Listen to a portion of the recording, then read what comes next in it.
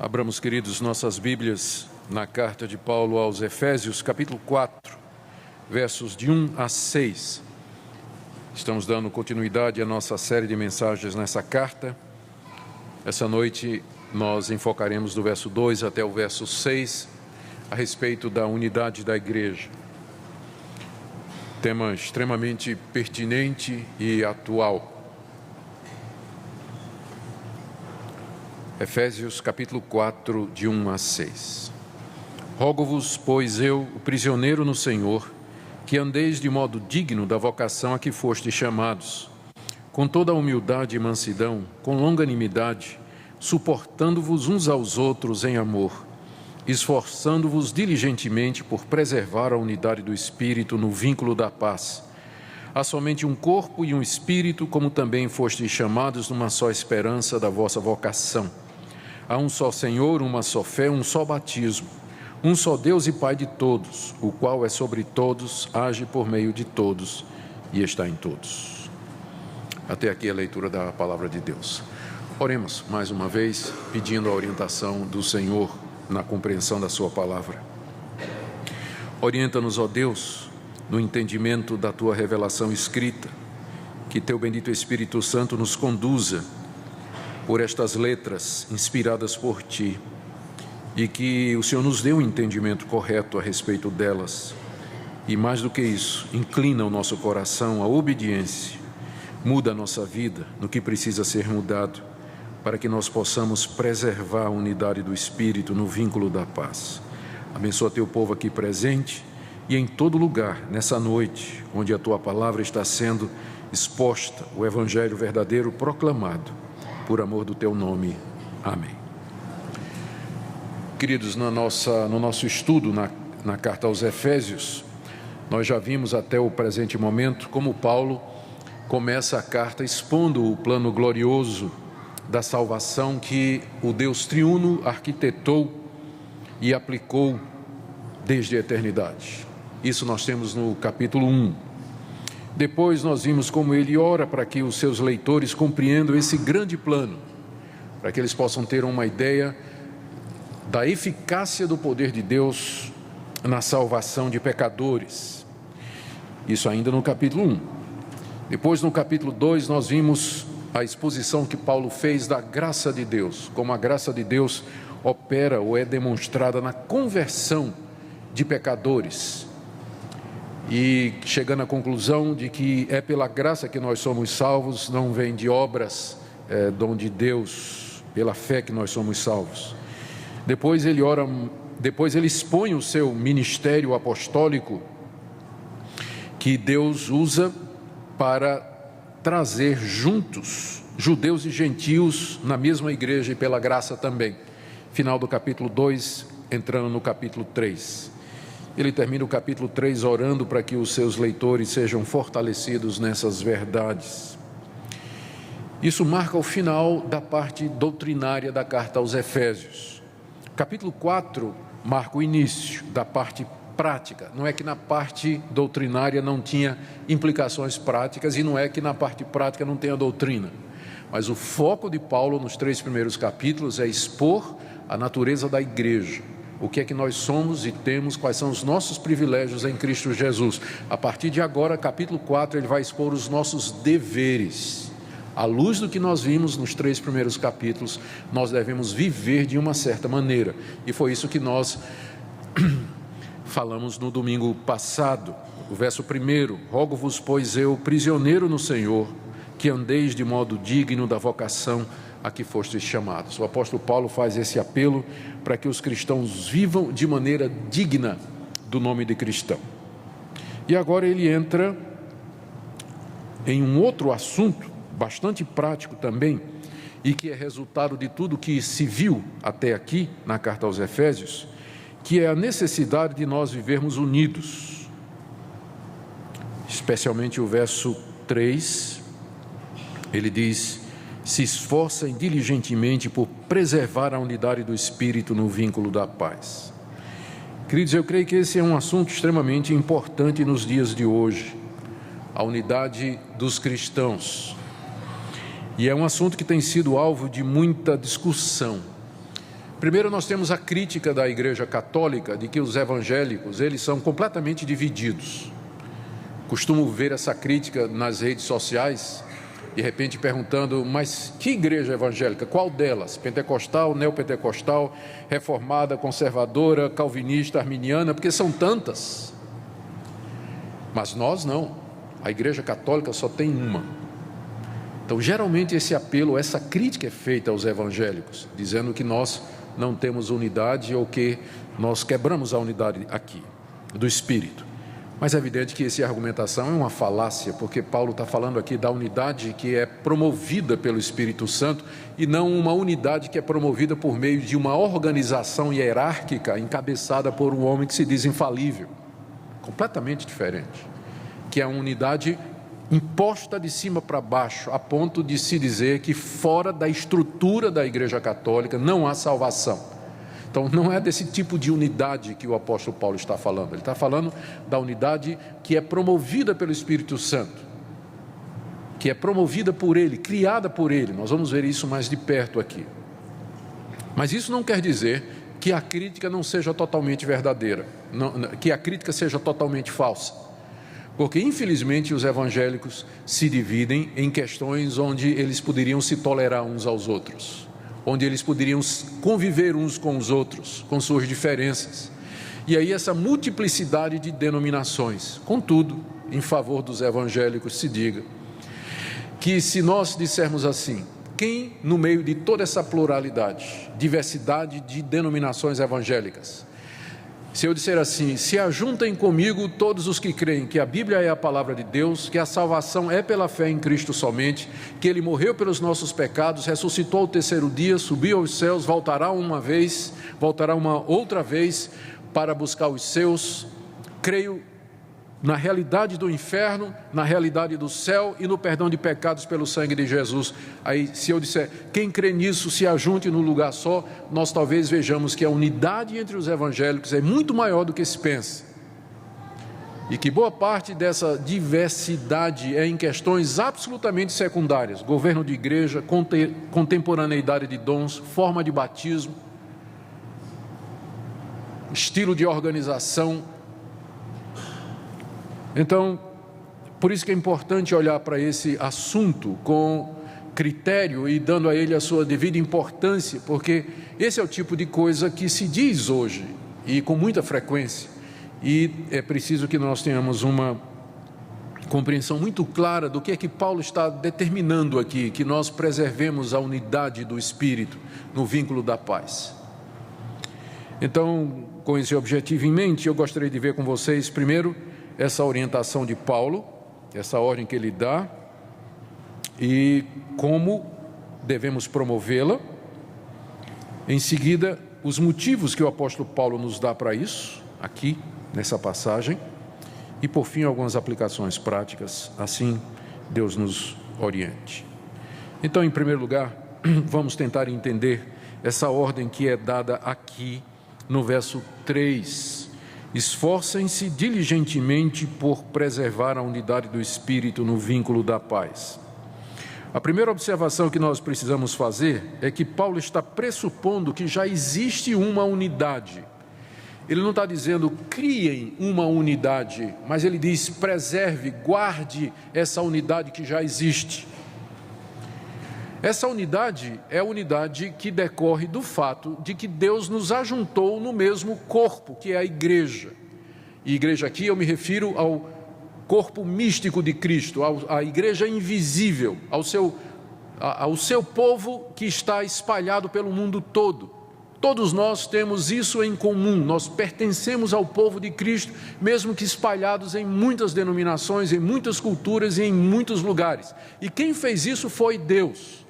Essa unidade, ela não é criada pelo homem, mas ela é decorrente do fato de que Deus, desde a eternidade, Ele elegeu um povo, escolheu um povo, o Deus Filho veio a esse mundo, morreu por esse povo, e o Espírito Santo chama esse povo através da pregação da palavra e os constitui no corpo de Cristo. Então, eu e você não contribuímos absolutamente em nada para essa unidade, ela é feita por Deus e a boa notícia é que também eu e você não podemos destruí-la. apesar de todos os nossos erros, de todas as nossas diferenças, essa unidade, ela não pode ser destruída. Porque a unidade é a composição do verdadeiro povo de Deus, é Deus quem fez. Ela é gerada e operada pelo Espírito Santo. Cristo falou dessa unidade lá em João capítulo 7, quando ele orou ao Pai dizendo: eu não rogo somente por estes meus discípulos, mas também rogo por aqueles que vierem a crer em mim, por intermédio da sua palavra, a fim de que todos sejam um. E como és tu, ó Pai, em mim e eu em ti, também sejam eles em nós, para que o mundo creia que tu me enviastes. É essa unidade aqui que Paulo está se referindo, pela qual Cristo orou, e que consiste nisso: aqueles que em todo lugar, em todas as épocas, creem verdadeiramente em Jesus Cristo como seu Senhor e Salvador. Então, essa é a primeira observação. Essa unidade, ela já existe independente de mim e de você, independente de onde você está. Segunda coisa, o que nos é dito aqui é que nós devemos preservar essa unidade. E a ideia de Paulo é que a preservação consiste em você expressar na prática essa unidade. Ela já existe. Eu sou seu irmão em Cristo Jesus, mas cabe a você e a mim viver unidos. Na prática, no dia a dia, demonstrar essa unidade ao mundo, diante do mundo. É isso que significa preservar essa unidade. Quando Paulo escreveu estas palavras, estas palavras de Paulo foram dirigidas à igreja de Éfeso, onde havia judeus e havia gentios. Ele já tinha falado disso no capítulo 2, do verso 11 até o verso 22. Ele falou de como Deus, mediante Jesus e pela pregação dos apóstolos, trouxe para a igreja tanto os judeus, o antigo povo de Deus, como os gentios, que agora se tornam povo de Deus mediante a fé. Inclusive ele diz no capítulo 2, verso 14: Cristo é a nossa paz, o qual de ambos os povos, judeus e gentios, fez um. Então Deus já uniu num corpo só, que é a igreja, tanto os judeus, o povo de Israel do Antigo Testamento, que creem no Messias, como nós brasileiros, que somos gentios, não somos judeus, mas cremos no mesmo Messias. Então estamos unidos. A igreja de Éfeso era composta de judeus e gentios, e agora começava o problema, porque havia diferenças entre eles. O judeu dizia: eu sou crente em Jesus Cristo, mas eu não como carne de porco não, está na lei de Moisés. Sangue também, nem pensar.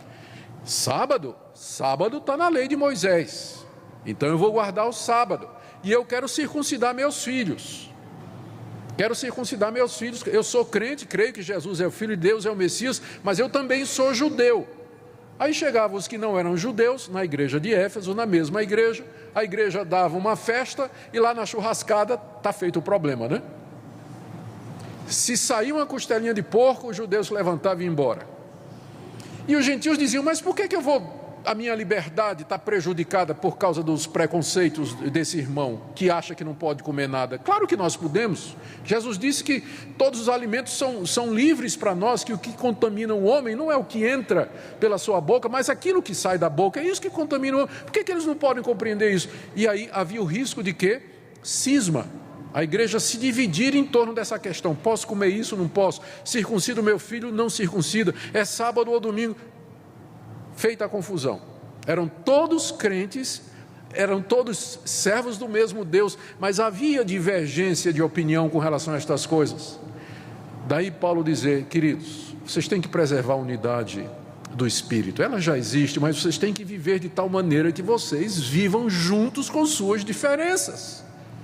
Porque diferença sempre vai haver sobre estas questões, sempre haverá estas diferenças. É nosso dever preservar essa unidade.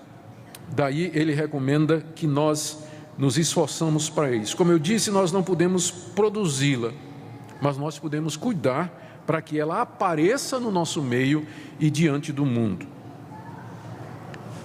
Agora, como fazer isso? Ele nos diz aqui, e eu quero destacar 3 pontos de como preservar essa unidade. Eu creio que o verso 2, embora ele venha na sequência explicando talvez o verso 1, ele pode ser muito bem uma introdução à questão da unidade.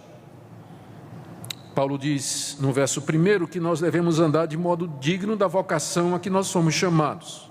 E em seguida ele diz: com toda humildade, mansidão, com longanimidade, suportando-vos uns aos outros em amor, esforçando-vos diligentemente por preservar a unidade do Espírito no vínculo da paz. O verso 2 bem pode ser a explicação ou a revelação de como nós devemos, em primeiro lugar, preservar a unidade do Espírito.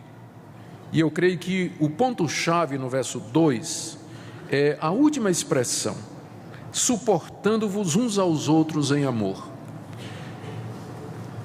Suportando-vos uns aos outros em amor. Para que eu suporte você e você me suporte, eu preciso ter amor, eu preciso de humildade, eu preciso de mansidão e longanimidade, que significa paciência. Mas o foco aqui é o termo suportando uns aos outros, porque sem haver isso não pode haver unidade, nem união.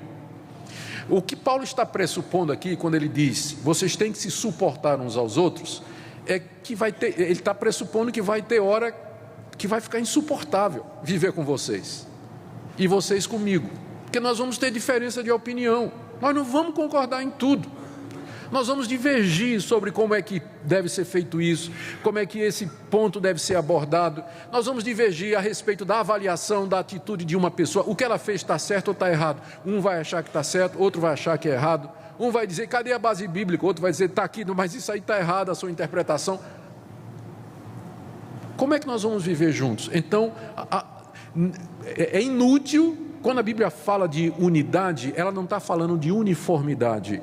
Uniformidade é quando todo mundo pensa exatamente igual. A Bíblia nunca pede uniformidade, mas ela pede que nós estejamos unidos nestas questões que são fundamentais. Sempre vai haver diferenças. E é uma utopia você pensar numa igreja, ou pensar na igreja de Cristo no mundo todo, pensando exatamente igual em todos os pontos, haverá diferença. Por isso que é necessário que nós nos toleremos, suportemos uns aos outros. O que é que significa suportar? Significa dizer, nós não concordamos, mas continuamos amigos, continuamos irmãos, eu continuo falando com você, continuo indo na sua casa, continuo cumprimentando você, eu não concordo com a maneira como você agiu, eu discordo desse ponto aqui, doutrinário com você, mas ainda assim, eu considero você meu irmão e eu ando com você como meu irmão em Cristo Jesus. É isso que significa suportar. Porque as pessoas não se suportam, é que elas se dividem. E isso acontece no casamento, isso acontece nas relações familiares, isso acontece na igreja, isso acontece entre as denominações. Às vezes as pessoas preferem simplesmente ir embora. Em vez de ficar e suportar e dar um testemunho de unidade, elas preferem simplesmente ir embora, dividir, sair. Você vai no seu caminho, eu vou no meu. Mas o caminho bíblico é outro, é para que nós nos suportemos. É um verdadeiro exercício a igreja, não é? A família, o casamento, é um verdadeiro exercício o tempo todo. Olha o que é que vai precisar, verso 2, humildade, porque o arrogante, ele não vai conseguir suportar os outros, só ele está certo. É preciso mansidão, responder com brandura, né? Porque na hora que você responde de maneira exaltada, uma palavra dura, ela vai provocar o furor e vai causar divisão. A mansidão para poder conversar, escutar, prestar atenção e entender o outro. Isso é necessário para que você possa suportar um ao outro. Longanimidade quer dizer paciência, um longo ânimo, a capacidade de aguentar bastante, ou pelo menos o suficiente. Tudo isso é necessário para que a gente se suporte. E sem haver essa tolerância entre nós, não pode haver unidade externa. Nós estaremos completamente esfacelados. Segunda coisa que Paulo nos diz sobre a preservação dessa unidade, a primeira é a necessidade de nos suportar uns aos outros. Segundo, é a necessidade de manter a paz, que é a decorrência. Verso 3 ainda, final, ele diz, esforçando-vos diligentemente por preservar a unidade do Espírito no vínculo da paz.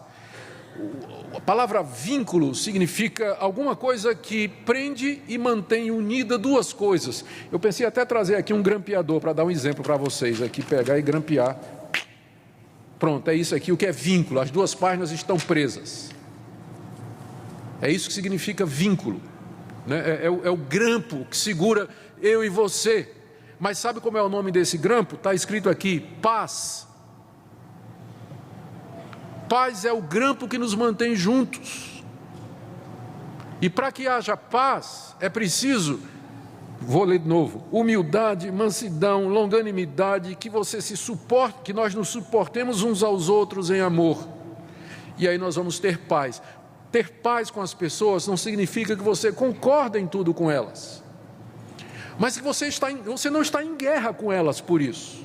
Seu coração está aberto, você convive com elas, você anda com elas, você faz coisas juntos com aquela pessoa, somos irmãos, trabalhamos juntos. É isso que Paulo quer, é isso que Deus quer de nós, que nós nos esforcemos para isso. A terceira coisa aqui é que, quanto a de que maneira nós temos que procurar essa unidade, a primeira foi suportando uns aos outros, segundo, é na busca da paz, que funciona como um vínculo, e terceiro, devemos fazer isso com diligência. Verso 3, esforçando-vos diligentemente.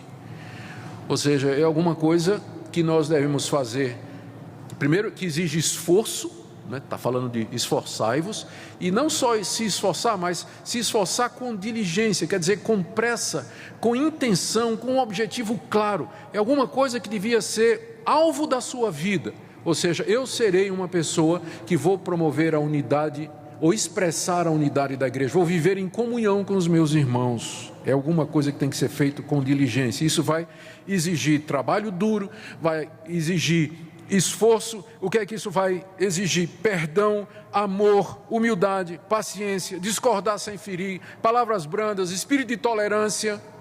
Enfim, o que Paulo está dizendo é: sejam crentes, vivam como filhos de Deus, vivam como filhos de Deus. Talvez aqui eu devia parar um pouco e fazer uma diferença, fazer a diferença entre heresia e erro, porque talvez tenha ficado um pouco confuso até agora. Essa distinção vai ajudar. Essa distinção, ela é muito importante. Erro é um equívoco teológico que não atinge a questão da salvação.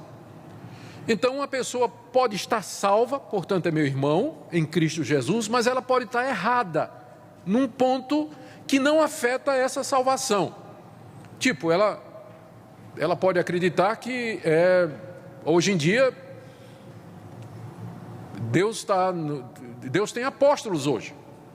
Eu acho que peguei um erro perigoso, assim, já no limite de heresia, né? Não foi uma escolha muito boa, mas tudo bem. Vamos lá. A pessoa acredita que tem apóstolos hoje. Eu não considero um erro fatal, né? Eu creio que nessas igrejas apostólicas tem pessoas que são meus irmãos em Cristo. Mas é um equívoco pensar que há apóstolos hoje. Mas isso não me separa dela, em termos assim, eu não posso ter comunhão com ela, não me sentarei à mesa do Senhor com ela, ou eu não vou orar junto com ela, ou enfim, fazer alguma coisa juntos, não deveria me impedir, porque é um erro, mas não é fatal para a salvação. Aquela pessoa continua sendo minha irmã. Heresia é diferente. Por exemplo, a pessoa diz: não creio na Trindade, não creio que Jesus é o Filho de Deus, não creio que o Espírito Santo é pessoal, é apenas uma força que vem de Deus. Eu estou descrevendo o unitarismo. Então, por exemplo, boa parte do movimento judaizante hoje, o movimento messiânico, ele é unitarista. Ele crê que Jesus é o Messias, mas ele não é Deus. Então isso é unitarismo, isso é heresia. Eu não posso considerar estas pessoas como meus irmãos em Cristo, porque a divindade de Cristo, ela é colocada na Bíblia como sendo condição para que nós sejamos de fato filhos de Deus. Ou, por exemplo, a pessoa diz: não, eu não creio que Jesus ressuscitou dos mortos literalmente. Ele ressuscitou na lembrança dos discípulos, ele ressuscita toda vez que a gente fala sobre ele. Mas a ressurreição literal de entre os mortos, eu não creio nisso. A ciência prova que mortos não ressuscitam. Então isso é uma heresia. Uma pessoa que acredita assim, eu não posso considerar meu irmão, eu não estou unido a ela. Devo tratar com civilidade, com educação, todas estas pessoas, mas eu não tenho unidade espiritual com essa pessoa. Então existe a diferença entre heresia e erro. E nós precisamos fazer essa distinção. Eu quero comunhão com todo mundo que professe as grandes verdades do cristianismo. Aqueles grandes pontos que caracterizaram ou que estão no credo apostólico e nas grandes confissões da igreja, através da história. Eu quero comunhão com todos eles, mas nós podemos divergir nessas questões secundárias. Isso não deveria abalar a nossa comunhão. Então, essa é a diferença entre heresia e erro. Agora, deixe-me passar para a segunda parte do texto, onde Paulo nos dá os motivos para nós preservarmos essa unidade. Os versos de 4 a 6 foram escritos por Paulo num formato trinitário. No verso 4 ele fala do Espírito, no verso 5 ele fala do Senhor, que é Cristo, e no verso 6 ele fala de Deus Pai. Não é a primeira vez que Paulo faz isso. No capítulo 1 ele fez exatamente a mesma coisa, só que a ordem foi o contrário. Ele começou com Deus Pai, capítulo 1, de 3 a 6. Depois ele falou de Deus Filho, Jesus Cristo, capítulo 1, de 7 até 12. E depois ele falou do Espírito Santo, capítulo 1, de 13 a 14. Paulo costuma, nas suas cartas, escrever suas ideias ou expressar suas ideias dentro dessa estrutura Pai, Filho e Espírito Santo. Esse é um dos motivos pelos quais, mesmo que a palavra Trindade não está na Bíblia, mas a Trindade transparece com muita clareza de todas as páginas da Bíblia. Exagero isso, não é? Mas ela aparece em tudo que está escrito. Praticamente qualquer das cartas que você pegar, você vai encontrar essa referência trinitária, ou então pelo menos ao Pai e ao Filho e ao Espírito implicitamente. Essa é uma das razões pelas quais nós cremos de fato que o Deus verdadeiro é triuno, 3 pessoas que subsistem no único e verdadeiro Deus. Essa é a estrutura aqui que nós encontramos dos versos 4 a 6, quando Paulo dá os motivos pelos quais nós devemos preservar a unidade que há entre nós. E a razão então é simples, é que nós somos alvo da ação das 3 pessoas da Trindade. Primeiro, o Espírito Santo, verso 4, nós somos abençoados pelo mesmo Espírito. Há somente um corpo e um Espírito, como também fostes chamados numa só esperança da vossa vocação. É o Espírito Santo quem nos chama na mesma esperança e nos coloca no mesmo corpo. Isso é atribuído ao Espírito Santo em todo o Novo Testamento. Ele é o agente da Trindade. Através da pregação do Evangelho, ele vai no coração dos eleitos de Deus, os chama de maneira irresistível e os coloca no corpo de Cristo e os enche da mesma esperança, a vida eterna seguida do novo céu e da nova terra, onde habita a justiça. Nós partilhamos disso, é isso que nós cremos. Agora, embora Paulo esteja dando aqui os motivos pelos quais nós temos que procurar preservar essa unidade, nós encontramos também aqui os pontos que nos são comuns, os pontos nos quais acreditam todos os verdadeiros cristãos ao redor do mundo. E o primeiro é esse, que eles foram chamados, primeiro Deus triuno, né? Isso é óbvio. Segundo, que o Espírito Santo foi quem o chamou, e que o Espírito Santo lhe deu essa esperança da vida eterna e do novo céu. E que ele me colocou juntamente com outros naquilo que é o corpo de Cristo. É isso que nós cremos. E todo cristão verdadeiro crê nessa mesma coisa ao redor do mundo, porque isso é gerado pelo Espírito Santo, é ele quem nos instrui a respeito disso. No verso 5, Paulo diz: há um só Senhor, uma só fé e um só batismo. Este Senhor aqui é o Senhor Jesus Cristo. Todos nós confessamos isso, há um só Senhor que é Jesus, embora nós sejamos de diferentes temperamentos, diferentes culturas, posições sociais, há homens e mulheres, idosos, jovens e crianças, mas todos nós dizemos a mesma coisa: Jesus é Senhor, e é o único, não há outro. Ele é o Senhor, e nós cremos nele, uma só fé, nós cremos nele, cremos da mesma forma, cremos no mesmo Senhor, esta fé que é operada em nós pelo Espírito Santo, por isso que é chamado unidade do Espírito. E nós fomos batizados no mesmo batismo. Não há aqui qualquer base para você dizer que só tem uma forma de batismo.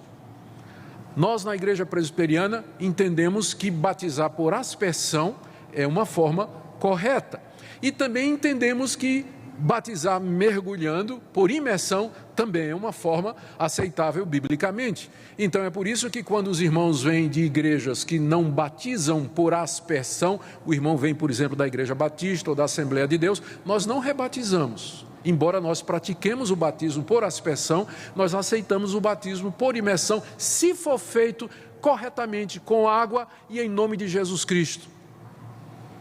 Porque é um só batismo. Embora alguns, eu esqueci de falar da efusão, né, ou afusão, que é salpicar água. Não sei se vocês sabiam, mas tem também, né, que é salpicar água. Alguns acham que até foi o que Pedro fez no dia de Pentecostes. 3.000, não tinha tanque. Como é que Pedro batizou 3.000 no dia de Pentecostes? Alguns acham por afusão. Eu não sei, eu acho que ele saiu batizando por aspersão um por um, mas isso é uma grande discussão, não é? E isso aqui, se eu tiver errado, é erro, tá? Não é heresia. Então você continue mantendo comunhão comigo, porque a gente diverge sobre a forma de batismo, que não é essencial para a salvação. Por isso que nós temos comunhão com os irmãos imersionistas, porque um dos dois está errado, não é? Ou então os dois estão certos, né? As duas formas eram praticadas no Novo Testamento. Há essa possibilidade também. Mas há um só batismo, porque o que é essencial no batismo é que ele é a expressão dessa fé no único Senhor Jesus, e é feito em nome de Jesus, com essa intenção. E agora no verso 6 ele diz: há um só Deus e Pai de todos, o qual é sobre todos, age por meio de todos e está em todos. Essa é a terceira razão, ele está dando 3 razões aqui. Primeiro, há um só Espírito que opera em nós, nos chama, nos dá a mesma esperança e nos coloca no mesmo corpo. Segundo, há um só Senhor em quem nós cremos e em nome de quem fomos batizados. Terceiro, há um só Deus que é Pai de todos. Em Cristo Jesus, Ele nos adotou e fez parte da sua família. Ele é sobre todos, Ele é soberano, Ele reina sobre todos. Ele age por meio de todos. Somos instrumentos na sua mão. Paulo vai tratar disso mais a partir do verso 7, quando ele vai falar dos dons espirituais. É o tema da próxima mensagem em Efésios. Deus age por meio de todos estes que são seus. E por fim, Ele está em todos. Ele habita em todos nós. Você quer uma razão melhor do que essa para você se esforçar para preservar a unidade, a união com seus irmãos? Quer uma razão maior de que em nós atua o mesmo Deus, o Espírito Santo, o Senhor que é Jesus e Deus Pai que é soberano sobre todos? Temos a mesma fé, participamos do mesmo batismo, estamos no mesmo corpo, servimos ao mesmo Senhor e somos guiados e usados pelo mesmo Deus que é Pai de todos.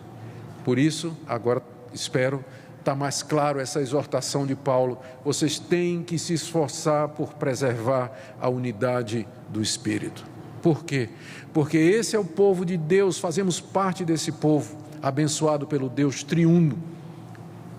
Deus Pai, Filho e Espírito Santo, contudo um único Deus. Assim também devíamos ser, diversos, mas um corpo, uma igreja, um povo. Terminando em termos práticos. Como é que isso se desenrola na prática? Eu creio que já mencionei algumas coisas, mas deixe-me repeti-la apenas para a gente fechar com uma aplicação prática. Primeiro, para que essa unidade, então, que há entre nós, essa unidade que há entre nós, para que ela seja expressa, é necessário que nós façamos a distinção muito clara entre aquilo que é erro e aquilo que é heresia, para que nós não deixemos de ter comunhão com pessoas que são nossos irmãos, mas que discordam em pontos secundários. Nós devíamos ser, nesse sentido, mais abertos para poder entender o pensamento dos outros, antes de dizer, isso aqui é heresia. Eu A turma da nossa igreja tem um programa, Perguntar Não Ofende. Não ofende não, mas dá um trabalho tremendo, né? E eles fizeram uma lista de perguntas para mim, pastor Douglas e vários, né, e nós respondemos. E está, inclusive, eu creio que está até aqui no boletim uma referência a isso, você devia acompanhar no YouTube, é muito legal. Aí deixaram para mim a pergunta: dízimo é obrigado ou não? Vê só, né? E eu respondi que eu entendia que é um princípio bíblico. Bom, não vou dizer o tipo de... Se você quer ver o nível de xingamento, pode entrar na minha página no Facebook e você vai ver.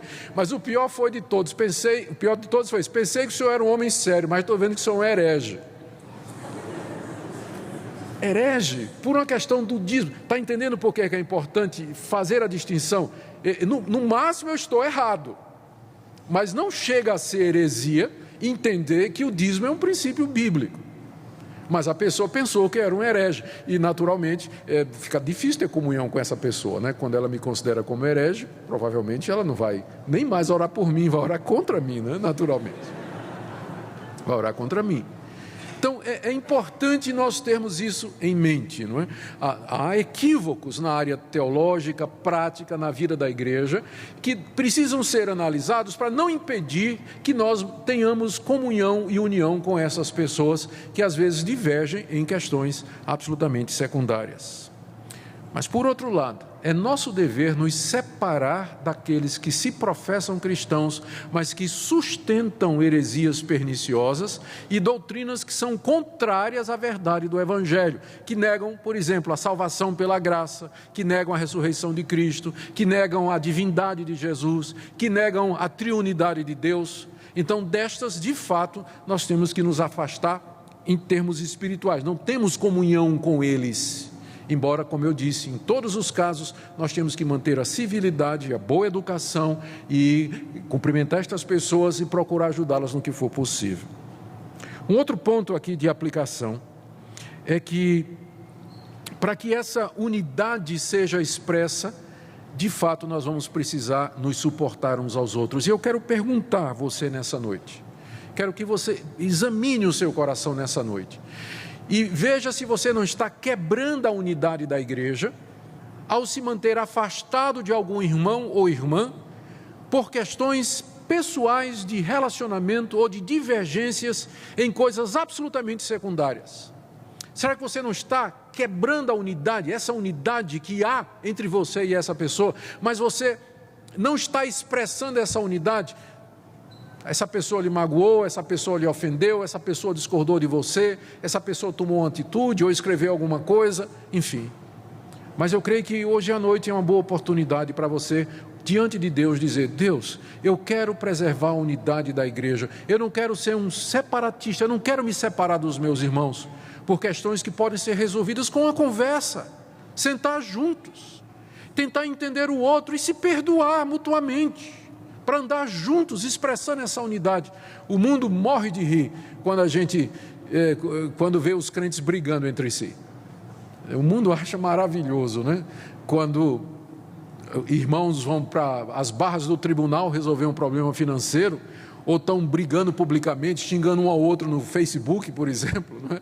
Ou, sei lá, em qualquer outro ambiente público, os cristãos discordam por questões secundárias e se separam e não andam mais. O mundo ri de nós, escarnece de nós, e é um grande tropeço para o Evangelho quando a gente não consegue manter a união entre nós por questões secundárias. Que Deus nos conceda a graça, queridos, para obedecermos o que está no verso 3, a preservação da unidade do Espírito no vínculo da paz. Amém.